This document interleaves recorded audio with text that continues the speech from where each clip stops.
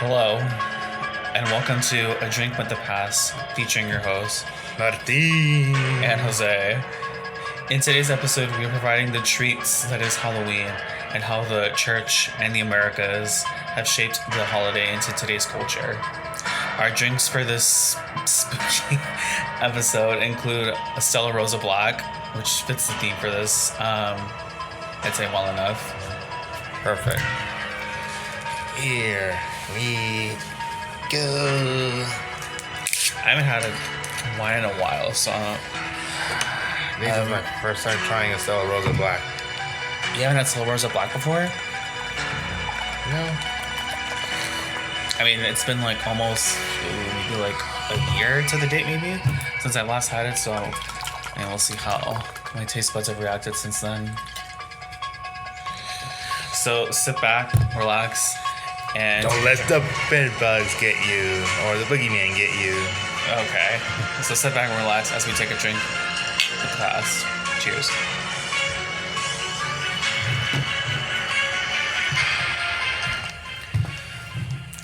Okay.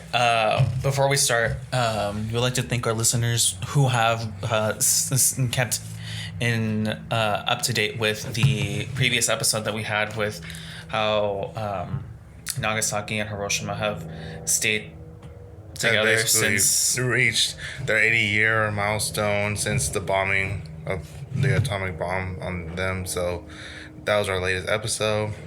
I'm so sorry that we've been away for a while, just dealing with our normal lives, work, and, that good stuff, but we're very happy to be back here to bring you guys more good things about history, right?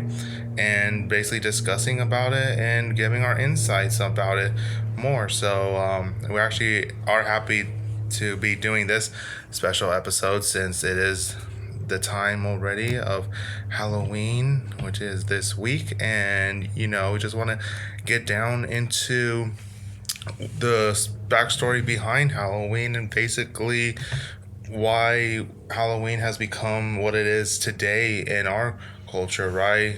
And then we got a little special other day that's coming up too that we are going to discuss about a bit later. So with that being said, I mean, what are your thoughts about this upcoming holiday on Friday? Honestly, I thought Halloween was stupid. Elaborate. I mean, I mean, at that point, we're just gonna have to end the episode right there.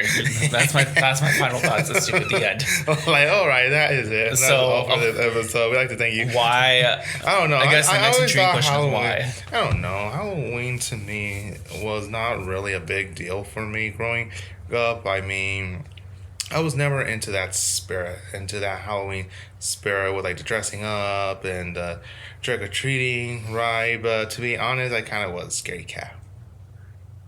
A scaredy cat? Yeah. How? I was just afraid of things, okay? Okay. I was afraid of scary things, Oh, So, and you're not a huge fan of things horror and paranormal? hell no. Well, we're not even supposed to be messing with that stuff. You don't Well, wanna not even just that, but it was just like hearing things happen. When I was little, no, but I mean, now it's okay now. I mean, I'm not like all up for it, I'm not a big fan of it. I mean, that's fine, but I mean, I'm not being an advocate for it, but I mean, the fact that you're able to at least tolerate listening to it is one thing. Being like, oh, I really like stuff like this is another story. Right, yeah, but no, not really. I've only dressed up like a couple of times. Not a lot, just like maybe like 3 times in my life that I ever dressed up. Okay. Well, that's only because that's only because I have a cousin who has a birthday on Halloween. That's why. That you still keep in contact with the. Yes. Okay. Yes. Makes sense. Yeah, his birthday falls on Halloween, and yeah, they did. When he was a kid, yeah, we did a lot of like parties. That was basically what it was, like Halloween party. His birthday's on Halloween. That's always been the theme, like Halloween and things like that. Right. So, I mean, yeah, but now, I mean, the last time I dressed up, I was basically Indiana Jones. I do remember that. Yeah. I do remember that day you dressed up as Indiana Jones. Yes, which was awesome. because I fit perfectly with the narrative of historian slash adventure. Was he a historian? I just haven't seen. Well, he's an Indiana Jones. archaeologist, which is basically in the field of history anyway. So, of course, you need to know history to be an archaeologist. Okay. Yeah. Yeah, what about you? Let's go with you now. Enough talk about me. Let's talk about you. Well, Halloween, I don't say I'm indifferent of it. It's just, it exists. It exists for me. I don't have a strong distaste for Halloween, but I also don't I don't put it that high of a pedestal as compared to people that I've interacted with that do treat this as a very special holiday coming up and coming. Some aspects of Halloween I still sometimes celebrate, as far as dressing up, due to the fact that the place that I work, we have to, not we have to, it's more of like you're strongly encouraged to dress up, but it's not like the end all be all if you don't dress up for Halloween. But I think that's the only thing. Growing up, we've only celebrated Halloween maybe like a handful of times. I think it's just growing up in America, it's treated much differently than if I was if we were celebrating Halloween on in where my parents were from. But we've only gone trick or treating maybe for like up to maybe like we were the age of like 10, before everyone else started doing their own thing, and that was when we were like out with family and friends and stuff like that. Though we had an opportunity to all meet up, whether we dressed up or we were just going out to get candy. Now it's not so much like and they gave you if you didn't dress up. I think after like middle school started, like we did go out for Halloween, but I mean candy wasn't too much of like an influence, I wanted the candy anytime that we went to like visit the neighborhoods. I liked going trick or treating with Neil in Neil's area. I don't know. The thing is, there was literally a house one year. Yeah. Like, and then now we're in his 2-story house, but like when he moved to the 1-story house, yeah, like in that neighborhood, I kid you not, there was literally one house where it literally looked more like a tailgate than a freaking like, something to do with Halloween, like, I mean, while passing out candy. Like, it literally full on looked like you were at a freaking tailgate party, because they had hot dogs, they had, they had chips, right? It literally looked like a freaking like Halloween party, Yeah, and that's the thing. Like, it was cool. It was cool. I mean, I didn't go. I just want to get my candy. It's one thing to like celebrate it in your own way, and then it's another thing to like go out and see how people really go all out for the holiday. And I mean, I've grown up in plenty of neighborhoods where that holiday is so vibrant in their house. You could clearly see it from their front yard. And anytime we've like gone to see like other neighborhoods, you see how much I don't want to say tourism, but how much people just flock over to that neighborhood and just see all the lights, all of like the decor, if you will. And like sometimes like you would even see like them put cauldrons out for kids that don't want to like interact with adults, and they just like stick their hands in and like take like maybe like a handful of candy. Granted, I don't know how fair that would be depending on the time of day people would go, because like, by the time some people go, like maybe around like 8 or 9, there's not much candy left in like those cauldrons, and some people still get really intimidated by like knocking on people's doors. So I mean, that I don't miss, and mostly just because I don't eat as much candy anymore as compared to what I was growing up as a kid. Well, that's good. That prevents you from getting cavities. That wasn't even that. It's just like I don't have like a strong sugar tooth to be able to have, or sweet tooth to go out and see candy like that. But I mean, props to the kids that still do, and even to the adults that still have that sweet tooth to this day. Guilty. To go out, Guilty. Reese's, go out and ask people for Reese's, candy. Reese's, Almond Joys, Babe Ruth, and among other things. But I almost did not get any candy from a trick or treating. just because I was Womp womp. because I went as a tailgater, but I was wearing an apron of a team that the neighbors did not like, and they were hesitant to give me Oh, candy. Do you know because that you were wearing a football jersey that No. It was a baseball team. it was a baseball jersey that they just No. they An apron. It was an apron. well, either way, Because I went was, as a tailgate. I went as a tailgater. but either and way, I it was think- flaunting something I that they think it was obviously were. Dodgers. I think it was I was wearing Dodgers. I'm not but assuming what they were. But the other, but the neighbor was like for a different team. He was like, Dodger. I was like, hey, I'm here as a tailgater. Okay, doesn't matter what team it is. I'm just here as a tailgater. I mean, at that point, I give me understand my that, candy now. I mean, at that point, I would understand the neighbor be like, "Nah, bro, like you're just here now." Like, give me my I candy. don't believe you. I demand my candy now. I want my candy now. I don't believe that. I would be like that to an extent, as like please. a joke. Oh please! How far would you be willing to go with that joke? But I mean, Until the kid cries. I mean, like I said, I don't know the age at that time that you were doing that, because if it was like a teenager going as a tailgater, I would jokingly be like, yeah, you're not getting this candy, especially with the way that you're acting and demanding candy. I'm like, if you want to demand candy, you should go to the store and demand candy, or I don't know, ask your parents. Yeah. But that was the closest thing that we've had to celebrating something like that growing up, because obviously, like I mentioned earlier, if I grew up going to celebrating Halloween where my parents were growing up, it would be a different story. So like Day of the Dead, we didn't celebrate it as highly as we do with Halloween, and not because my parents didn't know any better to teach us, but it's just one of those things like they just don't have time to teach because they're busy with doing other stuff. Yeah, like with me, I didn't really find out about Dia de los Muertos until I was like in high school, I think, or even in early college. I mean, I learned about it from PBS when I was a kid. But we didn't really know much about it because it really wasn't implemented a lot in my family. But we'll talk. I mean, all that I know about Day of the Dead, as far as I'm aware of, before we talk about it in more depth, is from where my parents grew up, they would go to church on Day of the Dead. I think it was around like 4 or 5 in the morning for mass, and then afterwards they would walk out.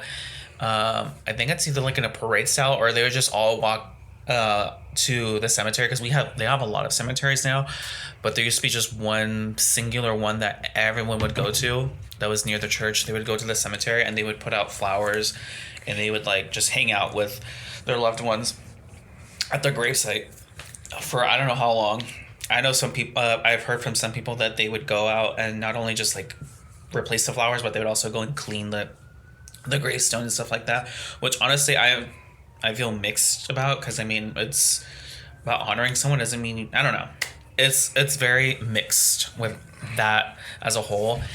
And I know there's, I don't want to say it's controversy, but it's just more of like a traditional thing out there to put out, in Spanish it's called sempatuches, but I mean in English terms it's those orange marigolds that you usually see of the florists and stuff like that. They usually put there as a way to kind of invite.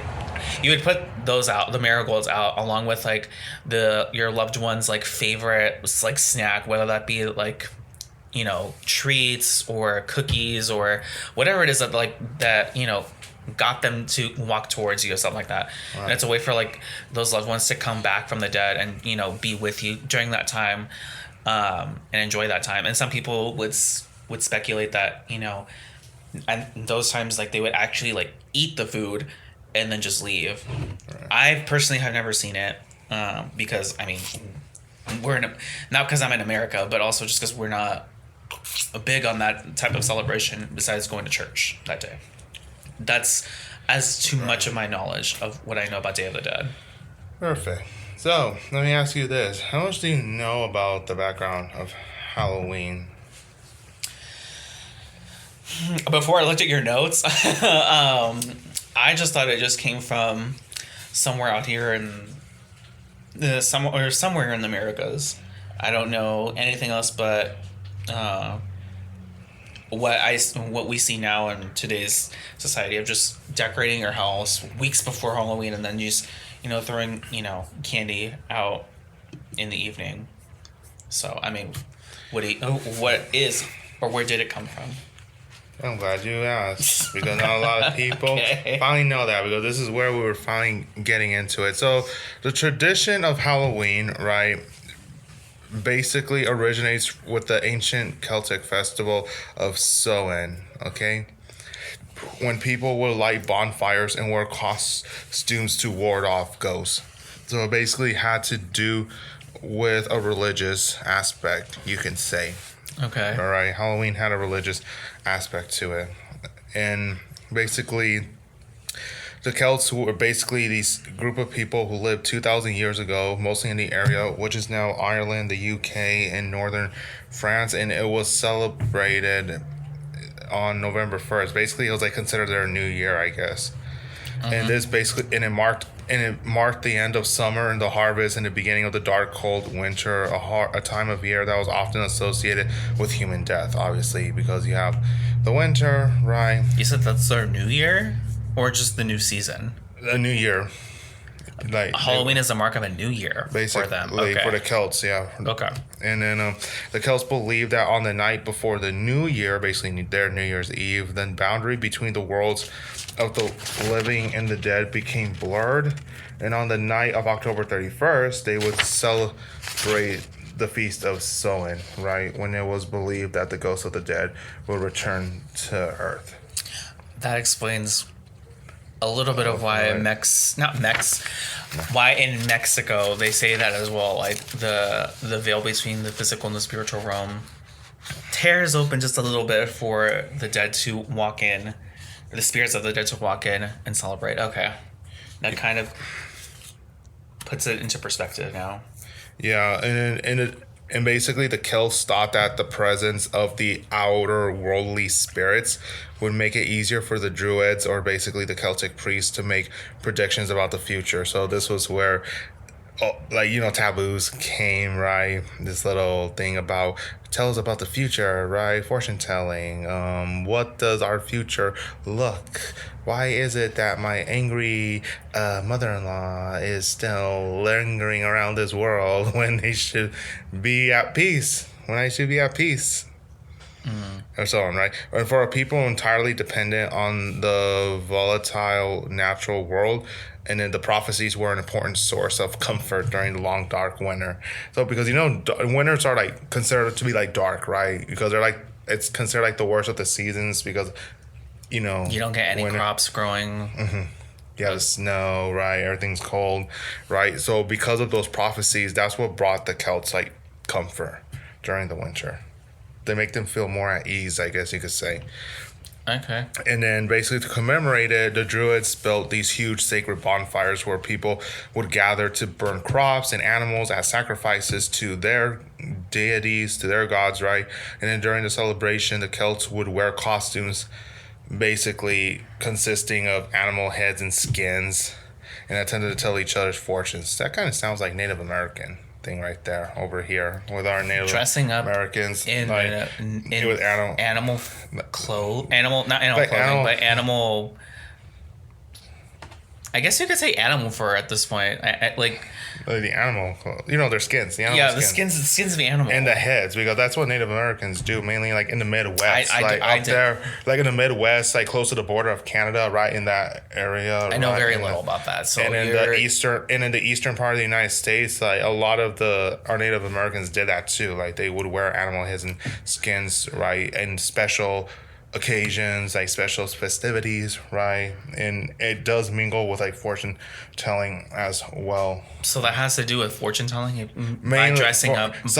In some cases, yes, it does have to do with like fortune telling, and of course it can mean storytelling too. But Storytelling, I could see. As far as fortune telling and that correlating with dressing up with animal fur, like deer fur or like alligator skin, stuff like that. I don't know too much about that. I can't really form too much of an opinion besides okay. Yeah. I mean, it's been like that for centuries, anyways. No matter what. Well, I mean, besides Jewish culture. Like Jewish culture does Besides, that as well? no. Besides Jewish culture, they don't. Oh, come on, they don't do that. Oh. It's mainly those that didn't believe in God. In Oh, our God. In our. Okay, They don't believe in I see. God, right? So like they would always do that, right? Well, Asians too. No, they don't do that. Anyways, yeah, but mainly in Europe, that was outside of the For Roman those that Empire. have the absence of belief in God. Basically, when the celebration was over, they would relight their hearth fires, right, which they had extinguished earlier that evening, from the sacred bonfire to help protect them during the coming winter. Okay. Right.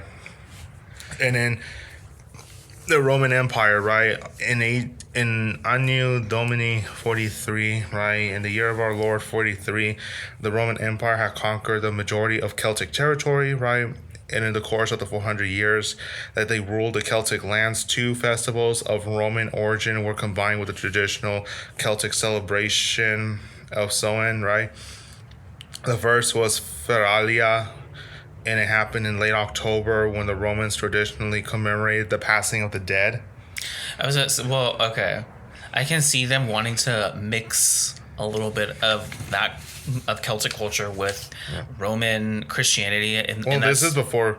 No, this is before. This Christianity. after Christianity. Okay, never mind. No. This is before Christianity, because by AD 43, the Roman Empire had conquered Celtic territory, right?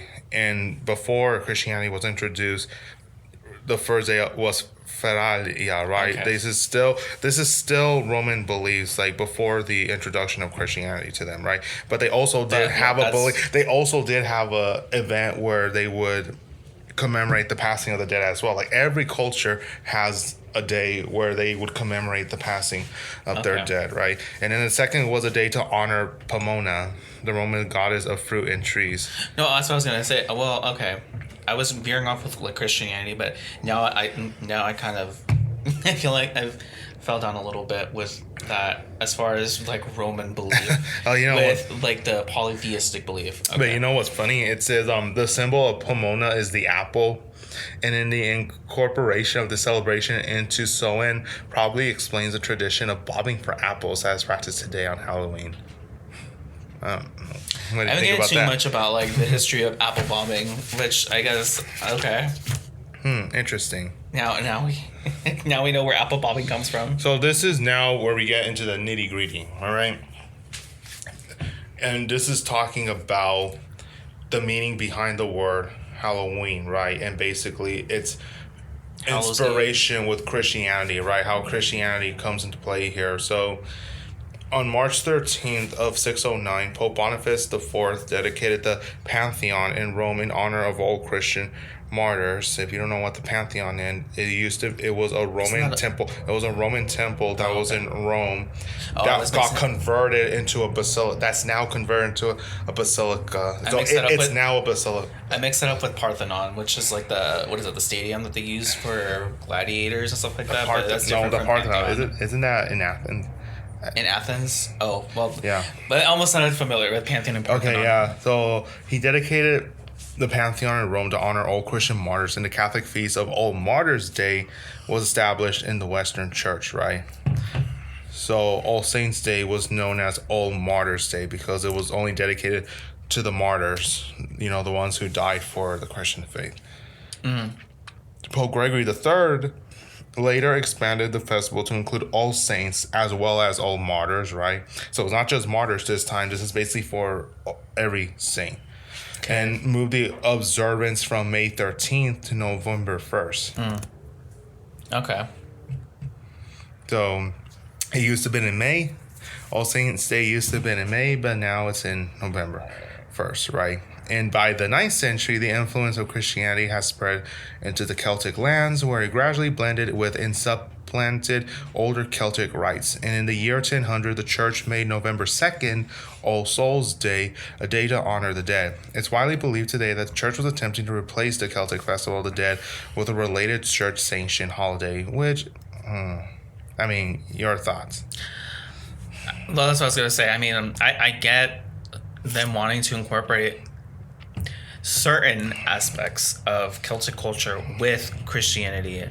I don't know, and I don't think they incorporated the other part of like that Celtic culture, which was, what we talked about earlier with dressing up in cosplaying, like not cosplaying, but dressing up in like animal suits, not animal suits, but animal fur and skin and stuff like that, and do fortune telling and stuff like that to see like, oh, what is the future for so and so and stuff like that. So I see them wanting to integrate a little bit of that. So I guess that makes sense with how they, close the bridge a little bit with that. But since they were so close together, like the days, it kind of made sense to do that, right?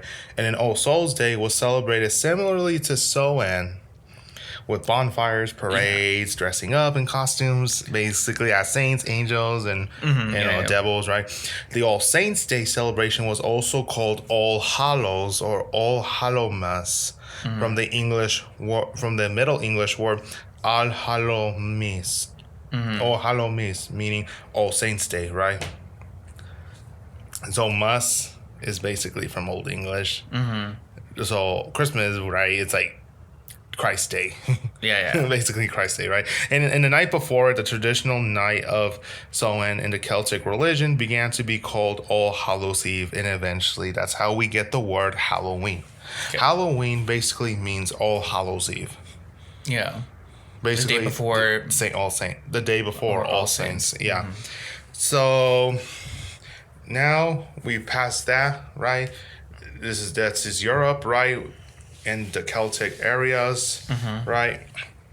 So let's get into America. How this started in America. So how basically this started in America. So a lot of people kind of do wonder, like, well, how is it that, Halloween came to America, and basically why do we make it more of a big deal here, right? So the celebration of Halloween was mainly limited in the New England colonies, right? Because of the Protestant beliefs. 13 original colonies. Yeah, but there was a limit in the New England colonies. So up there, up north, right? What? Let me guess. They have to be Christians in the sense that they have to... Specifically what? What, just Anglican at that point? I don't know. Protestant, right? Halloween became limited in the New England colonies mainly because of the Protestants, right? Mainly the Puritans. Like I said, I don't know. Mainly the Puritans. I'm only basing this off of what we know so far. And Halloween was more commonly recognized in Maryland. Surprise, surprise, Maryland, right? And Maryland, which was basically the Catholic colony that the British monarch allowed, right? And surprising also the southern colonies, which was mainly Anglican. Okay, so I wasn't too far off with that because it's... Yeah, so only Maryland and the southern colonies, who were, of course, mainly because of they were Anglicans or Episcopalians. Right, they did have Halloween celebrated, right? Unlike the northern colonies, the New England colonies like Massachusetts, Connecticut, Rhode Island. Well, Massachusetts, isn't that a Catholic... Now it's mainly Catholic. Or well, are you saying those were Puritan? You're saying it was originally Puritan? When it was originally Puritan. It was originally founded as Puritan, right? As the beliefs and customs of different European ethnic groups and American Indians meshed together, an distinctively American version of Halloween began to emerge. The first celebrations included play parties, which were public events held to celebrate the harvest. Neighbors would share stories of the dead, tell each other's fortunes, dance, and sing. Oh, how ironic. They like to tell each other's fortunes? Huh? How ironic for a place that's Protestant. I don't know. Since Protestants are the ones who are more like, you can't do that. That's evil. That's scandalous. Well, anyways, but colonial Halloween festivities also featured the telling of ghost stories and mischief making of all kinds, and by the middle of the 19th century, annual autumn festivities were common, but Halloween was not yet celebrated everywhere in the country. Explains. A good explanation, right? So, of course, there were ghost stories, like, for example, the Headless Horseman, Ichabod, and, the Headless Horseman, that's a ghost story. Have you been told ghost stories before? And Ghost stories that made you believe like that it's highly probable that there's such thing as a supernatural. No. Okay. We don't believe it. I don't believe it. And in the second half of the 19th century, America, of course, that was where new immigrants started coming into America, right? And the new immigrants, mainly the millions of Irish that came over here, actually helped popularize the celebration of Halloween more in the country. Because it's close to the original The culture origins, of where Halloween started. Yeah. Right. So then basically, I mean, yeah, and then you got trick or treating, right? And then you got parties, movies. Right. It's like trick or treating, I guess, did originate from Europe, right? Borrowing from European traditions, Americans will begin to dress up in costumes and go house to house asking for food or money, in which became a practice that would eventually become the trick-or-treating tradition, the trick-or-treat tradition. You saying people in Europe used to do this? They Yeah. would dress up in costumes and go house to house asking for what? Just food? I guess, yeah. Okay. Young women believed that on Halloween they could divine the name or appearance of their future husband by doing tricks with yarn, apple parings, or mirrors. What the hell? Oh, well, I have something, but that's for later. That I'll mention, but it was This just really is like funny. some taboo. Well, I don't know. That's right here. Anyway, in the late 1800s, there was a movement in America to mold Halloween into a holiday more about community and neighborly get-togethers than about ghosts, pranks, and witchcraft. And at the turn of the century, Halloween parties for both children and adults became the most common way to celebrate the day. Parties focused on games, foods of the season, and festive costumes. And parents were encouraged by the newspapers and community leaders to take anything frightening or grotesque out of Halloween celebrations. Because of these efforts, Halloween lost most of its superstitious and religious overtones by the beginning of the 20th century.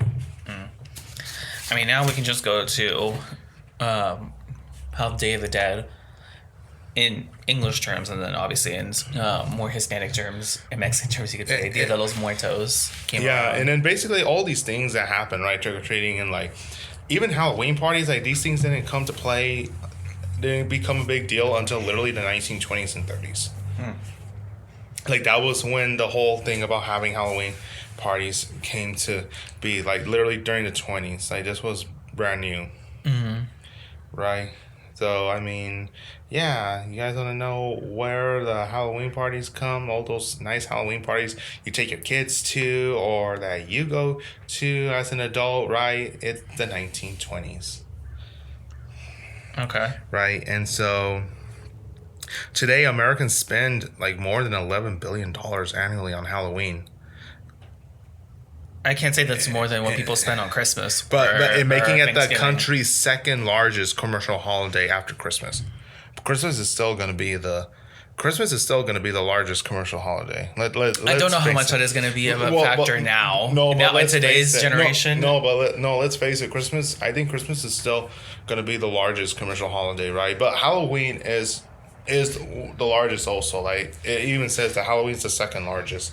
I mean, given like the whole government shutdown right now, I don't see that being true yet, just because of how things financially are going, since we're kind of just in like this headway into oblivion, or maybe we're in oblivion right now, but I can already tell like this is not going to be the same kind of Christmas that you'd be celebrating if it was like Christmas 3 years ago, or even 4 years, or even 5 at that point, just because of how things are right now.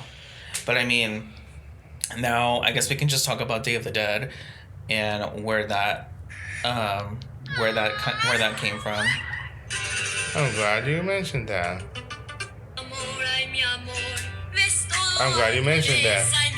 So Day of the Dead, one of the many holidays holiday special events that happen during this time of year, right? Alongside Halloween, and Day of the Dead, and All Saints Day, right? So See all the holy people wrapped around people's houses, and the dream catchers, and the well, I'd say I don't know. I don't know of any other holiday besides Day of the Dead where people dress up in like the more bright colors, like the orange, the yellow. Basically, what you see like in Mexican culture, where they dress up in like these really bright, fragrant colors. Yeah, and yeah, the skulls, right?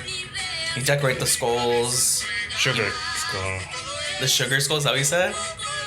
I don't The know. sugar skulls. The pan de muerto. That, El I pan de mean, muerto. all I know is about the conchas that they like to place on, like to place on plates and then put them on the headstones. I don't want to say just learned, but I have relearned maybe like a few years ago from a class that I took in Texas online, where we made like our own like I guess you could say altar. I think that's what they call them now, where you just make like your own altar of like things that were like a remembrance of the dead, of like a loved one in your home. You would put out like stuff like offerings. That's what it was, offerings. And sometimes that could be like the skull, and then like other little knickknacks, if you will, that provide like a reminder of this person's likes when they were alive. Would you say Dia de los Muertos is kind of like a Mexican version of Halloween, or is this like completely different? I would say it's completely different because we as in Mexicans, at least my parents growing up in a Mexican home, they don't uphold the same traditions as people would with Halloween, because we don't dress up for Day of the Dead. Right. We don't do even, I don't think we don't do fortune telling as the Celtics would do during All Hallows Eve. Right. We don't I mean, sure, we do put on a lot of makeup, if you will, because a lot of people do at least do a lot of facial makeup to remind themselves like what lies what lies behind the skin, which is just the skull. Eventually, that's what we're gonna be when we die, you know. Yeah. So actually, the origins of Day of the Dead, or Dia de los Muertos, right?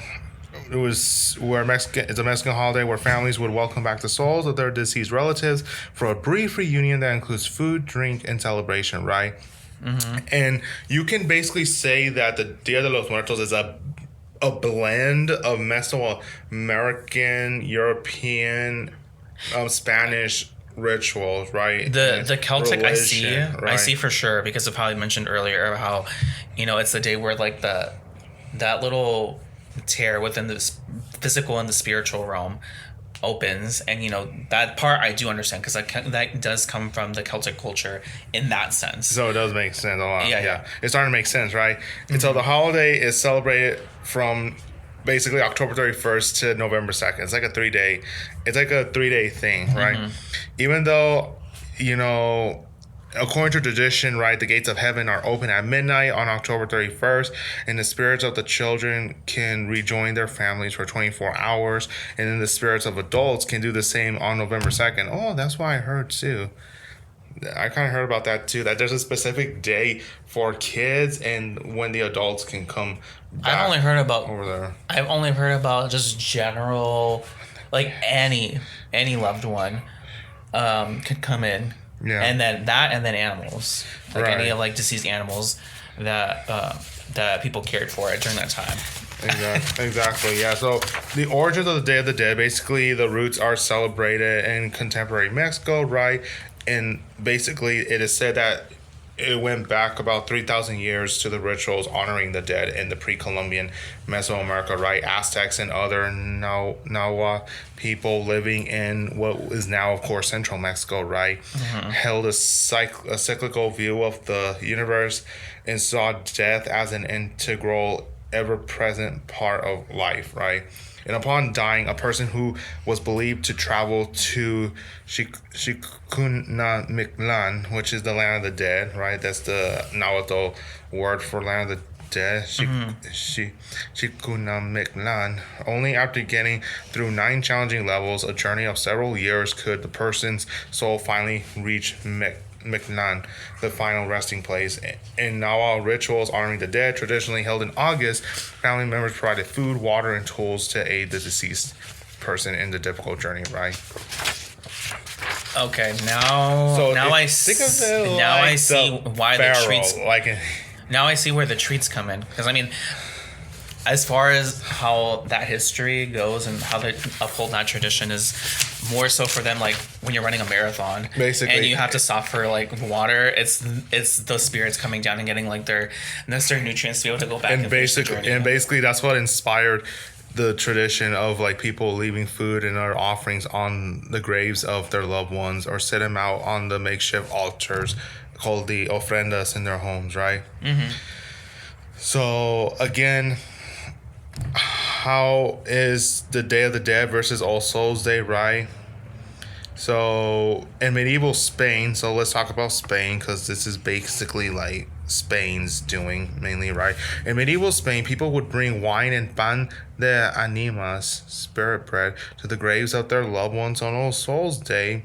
They would also cover graves with flowers and light candles to illuminate the dead souls' way back to their homes on Earth. In the 16th century, Spanish conquistadors brought these traditions with them to the New World, along with the darker view of death influenced by the devastation of the bubonic plague, unfortunately. Oh, I was gonna go through a totally different tangent, but now you're saying bubonic plague, so I'm like, never mind. Okay, I can skip over that then. but it is interesting though that Spain did do this also. That Spain was a participant, not a participant, but like the, what is it called? The what does it call it now? The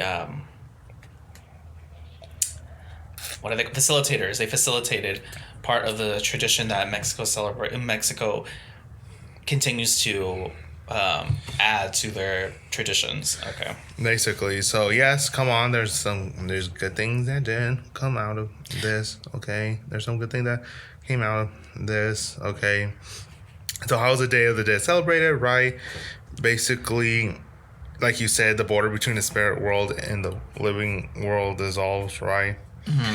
And then during this brief period, the souls of the dead awaken and return to the living world to feast, drink, dance, and play music with their loved ones. In turn, the living family members treat the deceased as honored guests in their celebrations and leave the deceased's favorite foods and other offerings at grave sites or on the ofrendas built in their homes.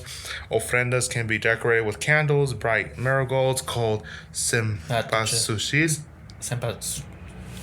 Missy, what does it say? Cempasúchil. Oh, cempasúchil. Yeah, and red combs alongside food like stacks of tortillas and fruit. And the most prominent symbols related to the Day of the Dead are calacas. Yeah. Or calaveras, you know? I know, I play loteria. I know what those are. So, for those non-Spanish speakers, if you don't know, calacas is skeletons and calaveras is skull. Right. And in the early 20th century, the printer and cartoonist Jose Guadalupe Posada incorporated skeletal figures in his art, mocking politicians and commenting on revolutionary politics. In his most well-known work, La Calavera Catrina, or Elegant Skull, I think my features family might know that. a female skeleton adorned with makeup and dressed in fancy clothes. Yeah, I think I might Yeah, know. and every Mexican should know that one. In the 1910 etching was intended as a statement about Mexicans adopting European fashions over their own heritage and traditions, and in La Calavera Catrina was then adopted as one of the most recognizable Day of the Dead icons. Right. So basically, you know, people, and of course during these festivities, right, people commonly wear skull masks and they eat sugar candy molded into the shape of skulls, obviously. And then the pan de animas of All Souls Day rituals in Spain is reflected in the pan de muerto. Right. Yeah, I mean, there is a balance. I could say, I would say this seems like from what I can gather, this seems like a very reasonable balance between Celtic traditions mixed with newer traditions of like the Spain and, you know, Mexican traditions that we still see up to now.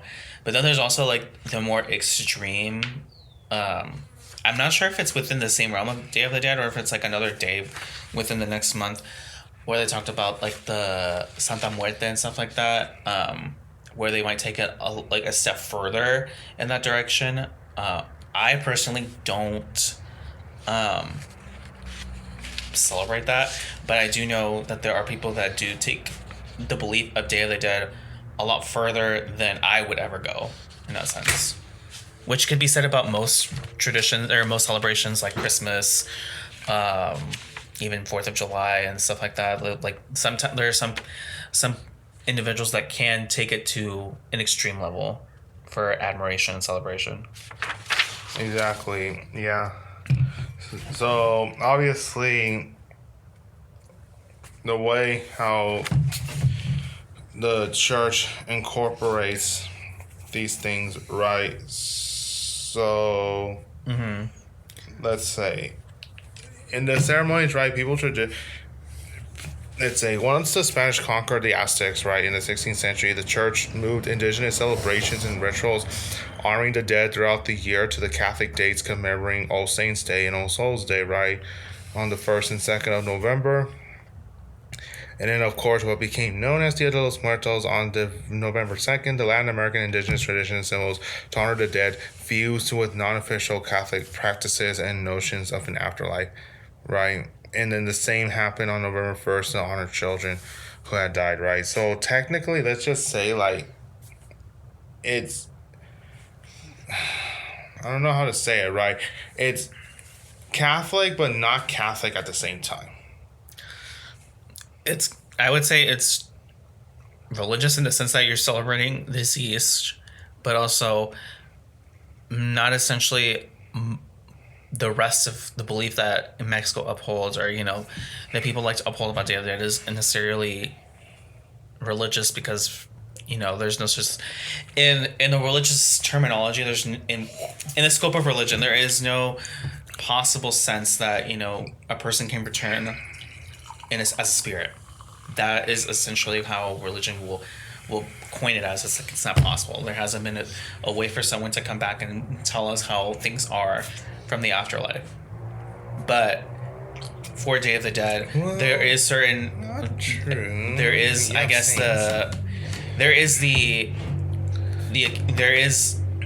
point where, like, yeah, you can celebrate the memorial of someone that has passed, someone that you truly loved, that you loved in your life that has now moved on. Right. Yeah. But what were you gonna say earlier when I was talking about it? And I was like, well, I mean, saints maybe can talk to the dead. There are some saints that are able to talk to the dead. But like, But anyway. but what we're saying as far as like that part of like us, like spirits coming back to commune with us. Yeah. That part, I guess I can understand in what you explained earlier is not necessarily Catholic to believe, I guess, in that point. I guess that was my reasoning from why that may not be, why they might be defending that point. So let me read a quote right here that's by Mary J. Andrade, who is a journalist and an author of 8 books about the Day of the Dead. Holy crap. Okay, what does the quote say? So she says, people are really dead when you forget about them. And if you think about them, they are alive in your mind. They are alive in your heart. Mm-hmm. When people are creating an altar, they are thinking about that person who is gone and thinking about their own mortality, to be strong, to accept it with dignity. To accept death with dignity. Basically, I guess. Oh, okay. But yeah, I was like, but I just can't be farther from the truth, though. People are really dead when you forget about them. Mm-hmm. And if you think about them, they are alive in your mind and they are also alive in your heart. Mm-hmm. So I feel like, yes, it is a necessity to do remember the dead, because in the end, as Catholics, we do pray for the dead. We do pray for the dead. But we don't ask for them to return, like to Well, that's be true. with us. We're not gonna tell them like, oh yeah, come back here and tell my wife or husband to knock it off. Yeah. So we finally. Well, I won't say we finally, but we get to that point. We get to the point where, we can honor them, but we don't want to invite them back. Bas- well, yeah, you can. Yeah, We don't want to invite them physically back or spiritually back you can to say be that. with us. And honestly, it's like, look, it's nothing bad to pray for the dead, right? It's even in the Bible that we have to pray for the dead. But we can't pray that they live with, like continue to live within us, live with us. Yeah, like we're only supposed to pray for their souls. That because the main goal in life, right, after is for the soul to get to paradise, right, to basically get to heaven with God, the angels, and the saints, and so yes, we do. That's basically what Day of the Dead is. Like every culture has their Day of the Dead version, right? Europe, they still do it. Mexico and other places in Latin America, we have Dia de los Muertos. You have Asians, right? That you have the Asians that have the tablets with their ancestors' name, with their family name on it, right? And they bow to it, right? They show their respect to the deceased person, right? So it's like every culture has a thing in how they honor the dead and when they think about the dead, of their loved ones. What kind of celebrations do you see that happen with Day of the Dead? Well, you have basically in the graveyards, the graves decorated with the flowers. And you have some people that have set up an ofrenda in their homes. Even in some places, like in cities, especially here in the Midwest, right? California, New Mexico, Arizona, basically the states that used to have been part of Mexico, right? You see in large cities, in certain districts, you see huge ofrendas, like in a certain community. I personally haven't being seen set it, up, being set up, like in Olvera Street, on the Garibaldi, right there, like in the center, in Olvera Street. What is it? What do they have? In the Campino, they have different ofrendas set up.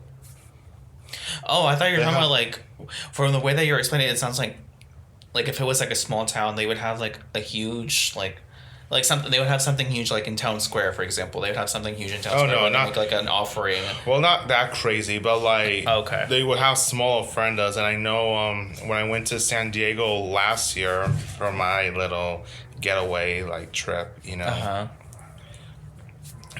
I went to Old Town San Diego, right? Which is where by it's next to Presidio Hill. Oh, okay. Yeah, on Presidio Hill, where Mission San Diego de Alcalá was first founded. Oh, okay, so near the mission. Yeah. Okay. And when I went inside the wagon museum, right, there was an ofrenda set up. Okay. And it was like it had a lot of old photographs, like from the 1880s. Of just, of like people from San Diego, like I guess like prominent figures. Just prominent figures, or just of San Diego. And then I went to the old Estudio house.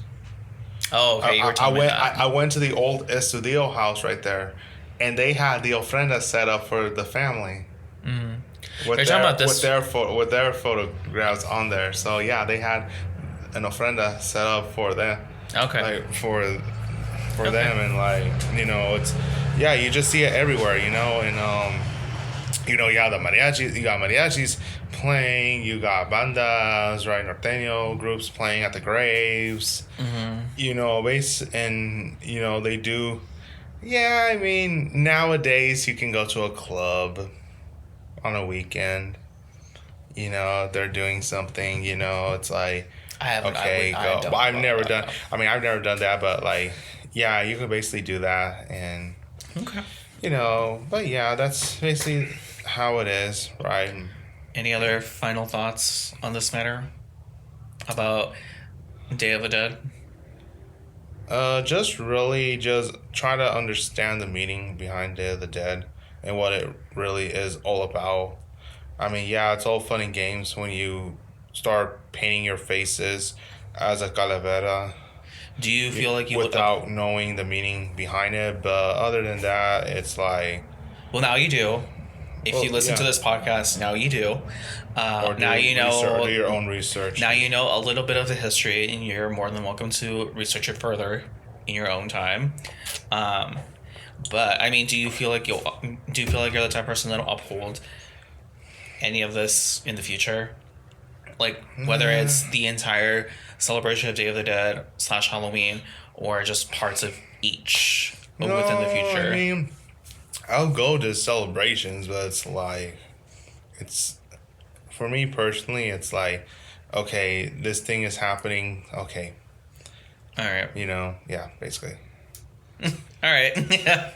Good to know. Well, on that note, we would like to thank you guys for sticking through to the end of this episode. If you liked what you listened to, make sure to like and subscribe to the channel.